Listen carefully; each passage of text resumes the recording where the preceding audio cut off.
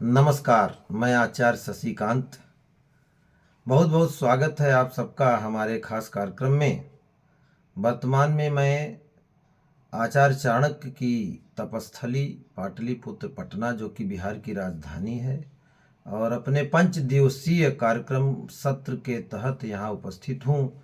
हमारी मुलाकात यहाँ के परम विद्वान, परम आदरणीय श्रीमान कमलेश तिवारी जी से मुलाकात हुई।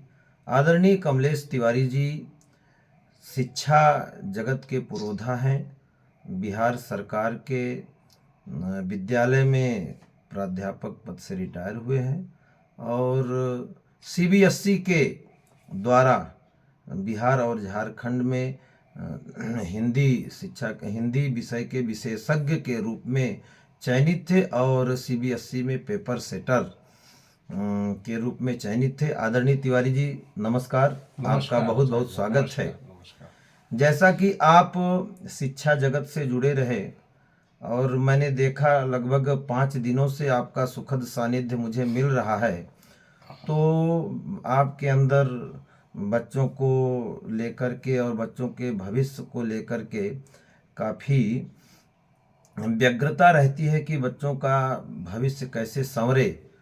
और इसी क्रम में मैंने देखा हिंदी आपका विषय रहा है, तो आपने बालकों को, विद्यार्थियों को अनेकों लेखकों की रचनाओं को पढ़ाया होगा, जिसमें से आपके मनपसंद लेखक की कोई रचना हो, कोई कविता हो जिस पर आप कुछ प्रकाश डालें। आदरणीय तिवारी जी। नमस्कार दर्शकों, सभी का इस चैनल में आपका स्वागत है। आज हिंदी विषय में मैं एक ऐसे कवि के विषय में बताने का प्रयास करूंगा जिनको राष्ट्र कवि की उपाधि प्राप्त हुई थी। यह है मैथिली शरण गुप्त जी, और इनकी बहुत सी रचनाएं प्रकाशित हुई। सारी रचनाएं इनकी एक से एक बढ़कर के ज्ञानवर्धक रही हैं। और जैसा कि मैंने शैक्षणिक कार्य में सीबीएसई अथवा अभी भी सीबीएसई के कोर्स बी के अंतर्गत उनके द्वारा एक रचित रचना मनुष्यता पर उन्होंने प्रकाश डाला है। प्रकाश डालने के पूर्व मैं यह बता देना चाहता हूं कि मैथिली शरण गुप्त राम भक्त थे जी, और इनको हिंदी, मराठी, अंग्रेजी इत्यादि भाषाओं का ज्ञान था। और इन्होंने जो अपनी हिंदी की रचना लिखी, इनके पिताजी भी जी कवि थे जी, इनके भाई भी, छोटे भाई कवि थे, और पिताजी के द्वारा इनको साहित्य के क्षेत्र में रुचि जागृत करने की प्रेरणा मिली और यह भी एक राष्ट्र कवि के रूप में प्रख्यात हुए जी।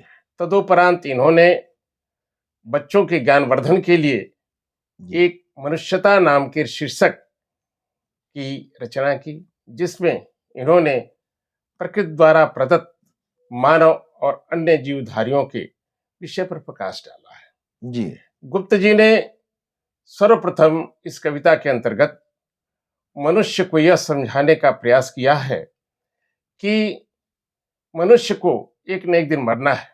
उन्होंने शुरू किया कि विचार लो कि मर्त हो, न मृत्यु से डरो कभी, मरो परंतु यों मरो की याद जो करे सभी। कहने का अभिप्राय यह है कि मनुष्य को एक दिन मृत्यु को प्राप्त होना है। लोग मृत्यु से डरते हैं, लेकिन मैथिली शरण गुप्त ने कहा कि डरने की आवश्यकता नहीं है, मृत्यु का स्वागत करना चाहिए। और ऐसी मृत्यु, सुमृत्यु पर इन्होंने प्रकाश डाला है कि सुमृत्यु हो ज्यादा अच्छा है।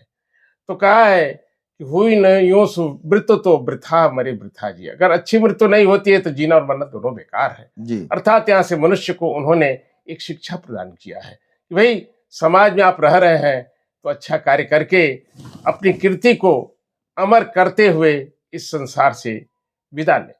तो इस पर इन्होंने प्रकाश डाला।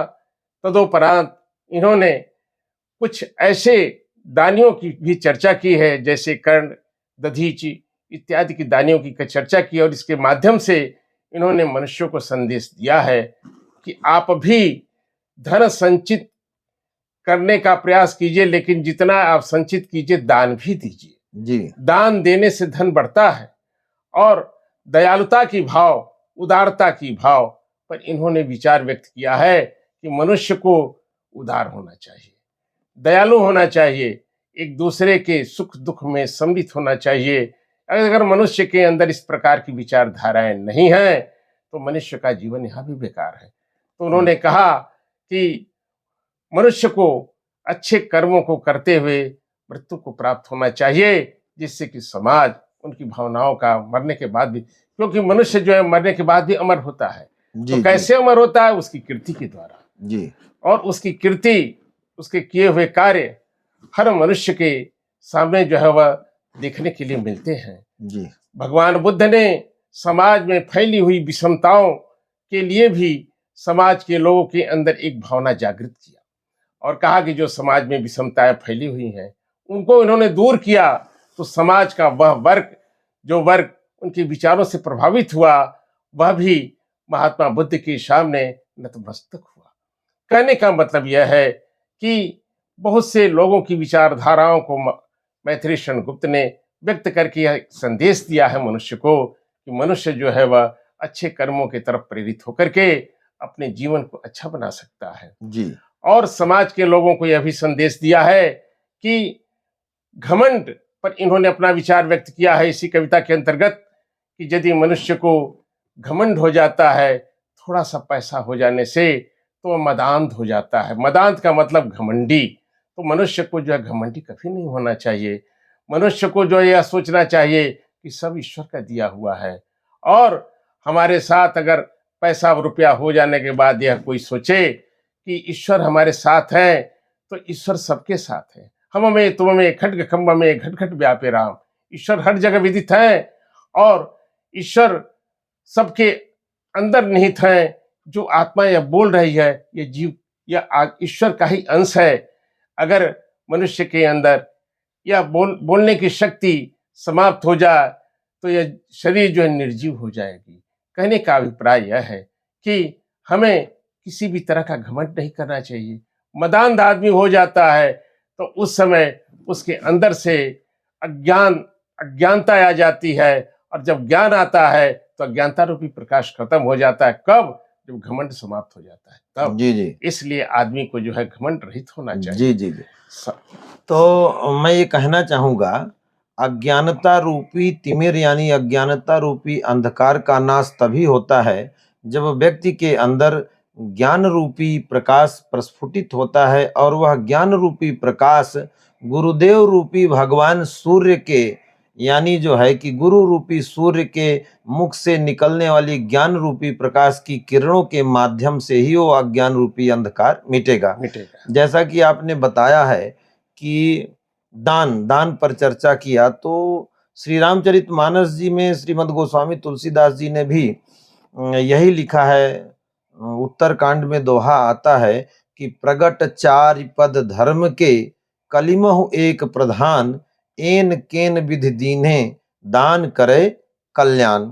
और इसके पश्चात मैं यही कहना चाहूँगा कि ये जो मनुष्यता शीर्षक परम आदरणीय मैथिली शरण गुप्त जी की रचना पे जो आपने चर्चा की है, तो इसमें महर्षि वेदव्यास जी के विषय में जो बताया गया है कि अष्टादश पुराणेषु व्यासस्य वचनद्वयम् परोपकाराय पुण्याय पापाय परपीडनम।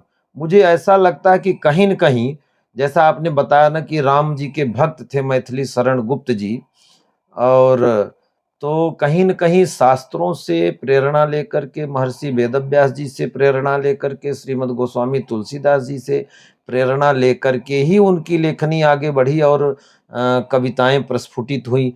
आगे और आप क्या कहना चाहेंगे? आगे मैं यह कहना चाहूंगा कि वह समाज के लोगों से यह भी उनको ज्ञान दिए कि एक दूसरे का सहायक बनना चाहिए जी जी। और एक दूसरे का, यदि समाज में कोई कमजोर व्यक्ति है तो अगर आपके पास सामर्थ्य है तो उसको सहयोग देकर के आगे बढ़ाना चाहिए। आपस में चाहे किसी भी धर्म का व्यक्ति हो, हिंदू मुस्लिम सिख ईसाई सब हैं भाई भाई। तो यहाँ पर इन्होंने इस रूप में कहा कि सभी के अंदर भाईचारा का व्यवहार होना चाहिए। जी यदि भाईचारा की विचारधारा आ जाती है जी तो यह बहुत बड़ी एक मनुष्य की पूंजी हो जाती है। जी जी और इस प्रकार की विचारधारा को रख करके आदमी को आगे बढ़ना चाहिए। जी जीवन में अनेक समस्याएं आती हैं, लेकिन समस्याओं को आदमी जो है वह उसका समाधान उस समस्याओं को हटा करके करता है और जीवन के पथ पर आगे बढ़ते रहता है। तो मनुष्य को भी मैथिली शरण गुप्त ने यह संदेश दिया है कि यह जीवन संघर्षमय है और संघर्षमय जीवन में आदमी को हर समस्या का सामना करते हुए जो कर्तव्य ईश्वर ने करने के लिए हमें प्रेरित किया है, दिया है जन्म, उस कर्तव्य को हम जरूर करें और अपने जीवन को आगे बढ़ाएं। अर्थात किसी भी तरह की समस्या आती है तो उसका समाधान मनुष्य के हाथ में होता है और वह सोच समझ करके अपनी समस्याओं का समाधान करके आगे बढ़ाना चाहिए। तो गुप्त जी के द्वारा लिखी गई यह कविता और दिया गया यह संदेश समाज के लोगों को कहता है कि मनुष्य जो है वह ऐसा प्राणी है जो कि पशुओं से बिल्कुल भिन्न है। पशुओं के पास जो है वह बुद्धि नहीं होती है, लेकिन मनुष्य के पास बुद्धि है। मनुष्य अपनी कमाई को अपने परिवार के लोगों के ऊपर खर्च करता है, लेकिन पशु ऐसा है जो कि अपने चारा को, अपने घास को अपने ही खाता है, अपने बच्चे को भी नहीं खिलाता है। कहने का मतलब यह है कि मनुष्य ज्ञानवान प्राणी है, ज्ञानवर्धक है और ऐसे ही लोग एक दूसरे की गुरु भी बनते हैं। गुरु का शाब्दिक अर्थ होता है, गु का रूप होता है, अर्थ होता है ज्ञान, और रू का अर्थ होता है रूप रूप कराना। जो व्यक्ति ज्ञान से रूप कराता है वही हमारा गुरु हो जाता है। गुरु गोविंदो खड़े काके लागे पाए, बलिहारी गुरु आपने गोविंदियो बताए। तो गुरु के द्वारा ज्ञान की प्राप्ति होती है और इसी पर जो है वह हम और आप चल करके ज्ञानवान बनते हैं। एक मैथिली शरण गुप्त जी की एक पंक्ति हमें याद आ रही है, जिसमें कि राष्ट्रभक्ति के लिए प्रेरणा मिलती है कि जो भरा नहीं है भावों से, बहती जिसमें रसधार नहीं, वो हृदय नहीं है पत्थर है, जिसमें स्वदेश का प्यार नहीं। तो मैं पुनः समय समय पर आदरणीय तिवारी जी का सुखद सानिध्य प्राप्त करता रहूंगा और अपने इस वक्तव्य और अपनी इस वार्तालाप के भेंट वार्ता के माध्यम से आप लोगों तक हम पहुंचते रहेंगे। ऐसे ही श्रेष्ठ और वरिष्ठ जनों का सुखद सानिध्य आपको अपने इस चैनल के माध्यम से, अपने वार्तालाप के माध्यम से कराते रहेंगे।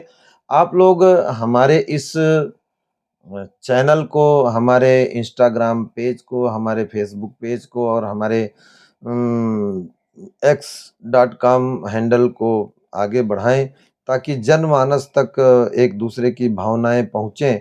बहुत बहुत धन्यवाद। मिलते हैं अगले सत्र में। नमस्कार। नमस्कार। नमस्कार।